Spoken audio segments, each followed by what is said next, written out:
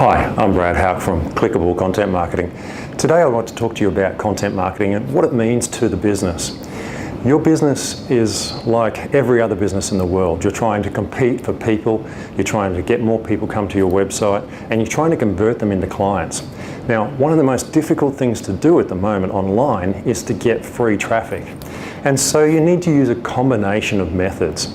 It's obvious that SEO has changed. In the past year of 2013, Google made some major changes, and along with the other search engines as well. But one thing that they did do was make it much more difficult to just buy links and make yourself rise to the top. Content has become very, very important.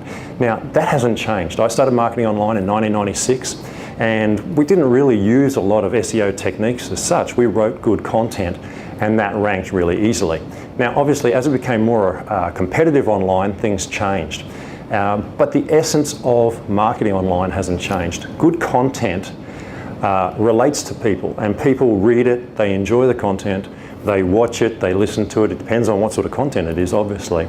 And then that content is what builds a rapport with them. So you might write a great article about something to do with your business topic, and people sit there and read it and they go, wow, this is really interesting. This guy has a great in-depth knowledge, or she's really gone into particular points here that I hadn't thought about. And it builds a level of expertise from your point of view and a level of trust from the client's point of view. So with the expertise and the trust, there's a better chance that they'll contact you to help them when they need that help. So behind me I've got a content marketing plan that I've drawn up, and this is one that I built step by step that I use with clients, and at Clickable Media we do that. So the essence of any good content marketing plan is that the website, your website, is the center of your universe. Now, why is that? Well, it's the one thing that you own, and it's the one thing that you can control. So what a lot of people try and do is they build a large Facebook group or something like that. The problem is that when you use someone else's platform entirely, you can't rely on them not changing the rules on you. Okay, the perfect example is Facebook at the moment. So you've built a large Facebook group, and suddenly Facebook changes the rules. If everyone doesn't like your posts, if they don't pick up the updates regularly and comment on them, they suddenly stop seeing what you're posting. So I've had the example where I've been following someone and reading their stuff a lot and thought, oh, that's interesting. I haven't liked it a lot. And suddenly it's disappeared. And about a month later, I've thought, oh, I wonder how they're going. Maybe something's wrong with their business or something's happened. I haven't seen them for a while. So I go directly to their page on Facebook, and I discover actually they've been posting every day, but I haven't been seeing it because the platform decided that I didn't need to see that anymore because I wasn't interacting enough. And so it becomes an issue from a marketing point of view. They change the rules and you're no longer there. So you do all that work and it's not doing any good for you. Whereas with your website, if your website is the center of your world, you have complete control on what goes there. You have the ability to capture people when they come there, and you have the ability to spread that information as far as you like. And this is why I always insist on people looking at their websites first. Okay, you can optimize your websites for conversion, you can increase content, you can improve content, you can connect it up to other properties.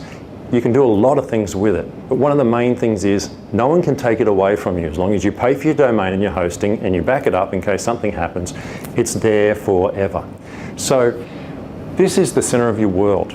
Now, when it comes to content marketing, the most popular form of content marketing would be text. Okay, search engines like it. People do like to read. Some people like to listen, and some people like to watch. But more often than not, people can scan text much more quickly and take in the context of what's there and the bullet points, etc., than they can sit and watch a video. And the reason for that is quite obvious. Video and audio are linear. In other words, you're forced to go through it at the speed it plays. Whereas with text, you've been trained to read since you were little, so you can jump straight through and read it really quickly. And then you pick up the main points and you move on. So the essence of any good content marketing plan is text. Now, the basic step is a large article.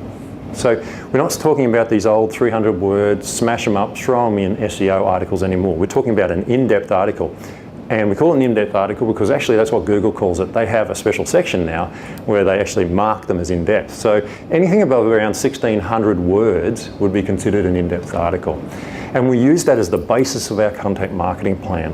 From that, we have the ability to expand. So we can take 3 main points from within that big article and write 3 smaller posts of 600 to whatever you like words that relate off that but aren't about exactly the same topic. So it becomes the central focus, and that's it here. So we come out here, and then here's our extra articles.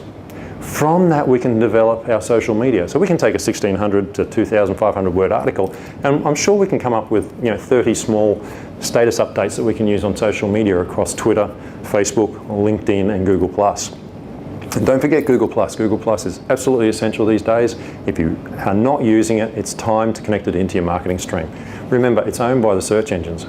Which do you think they're going to favour? Do you think they're going to favour Facebook and Twitter over their own? You've got to use this, okay? If Google's where the traffic is, then you need to play within their world. So we use that content to develop our social updates, which we can then spread out via our Facebook pages, etc. But it's not just a case of developing content for your page, it's about building a link back so that when people see that content, there's a link back to this big article or these 3 smaller ones. And you're drawing people back. So each time you take your content, you take it out, you bring them back to your website. Now, why would you want to bring them back to your website? Because that's where you are. That's where you have control of the interface. You can control what they see.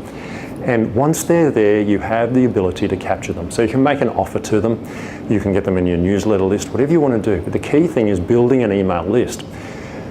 An email list is capital for your business. You can sell it as part of your business. It allows you to reach out and touch people instantly if you want to. It allows you to create instant cash, and you have control of it. A big list gives you a large amount of reach very, very quickly, and it is far more effective than social media. In 99% of cases I've seen, the email list will always bring more people back to a website or to a special offer than social media, unless you're paying for it. And even if you're paying for it, it still may not be as effective because these people have put their hands up and said, I am interested in what you do.